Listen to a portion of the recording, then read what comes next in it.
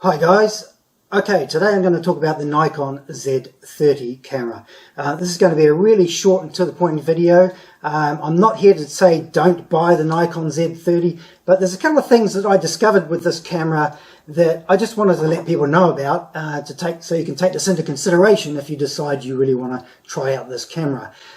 This is not the Nikon Z30 here. This is of course a Lumix camera, but the Nikon Z30 here is what I'm actually going to talk about. So there's 5 key things that I wanted to cover here with the Nikon Z30, which I found to be issues. I don't have the Z30 here now because I've actually just traded it in and replaced it with this camera, which I'll talk about later.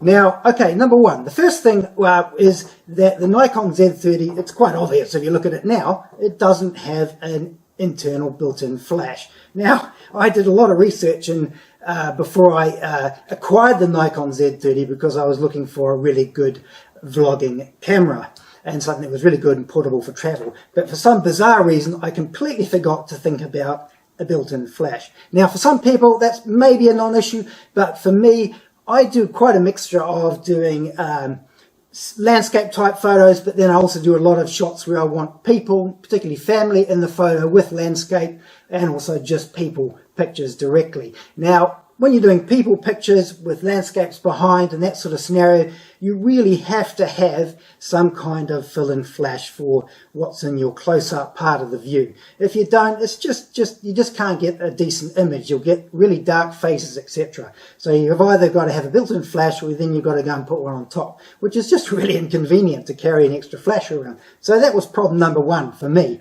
Now the second one, and I think this is a real doozer of a problem with the Z30 camera, and this actually equally applies to the Z50 camera and probably some other ones as well. But on the Nikon Z30 camera, the power on off switch is right up here on the front of your sort of handle grip area here. Now the problem with that is you've got a dial here that you want to rotate left and right to adjust either your shutter speed or your aperture or whatever you're wanting to do at that particular moment. And I found repeatedly when I was using that camera that every time I went to flick that dial to move the shutter speed or aperture adjustment, I'd end up flicking the power off on the camera. Now my hands aren't particularly big. I'm not a big person. So God help you if you've got big hands. But even for me, I just found that I was just repeatedly accidentally turning the camera off. And it just drove me absolutely nuts. So that was a really bad design decision to put the power button right next to that rotating dial. It just didn't work for me. Okay, so the third thing is that I did find with the Z30 was, and I'd read a couple of things on the internet with this and seen a couple of videos mentioning of overheating, and I thought, oh, that's not likely really. But I was just doing a few shots with it. I hadn't done anything too extreme. And yes, the camera did overheat and shut down on me and said, well, you'd have to wait for it to cool down sort of scenario. And I was like, nah, I can't do this. So I just found that very frustrating as well. Okay, so to move on to number 4, again, relatively obvious, just looking at when you look at the Z30 camera, it doesn't have a built-in viewfinder. Now, I've actually used quite a few of the Lumix type cameras over the years which don't have one, and just base or just use the rear LCD screen, and that's fine. But I must say that having now used this camera here with a viewfinder, I find it really handy for not so much for video, but for when I'm composing still shots with people in the frames particularly. I find having the viewfinder is actually really, really nice to have. And going forward, if I was to get even any other cameras in the future, I'd seriously be looking at making sure it does have a viewfinder like this Panasonic G95 camera has here. So that's number 4.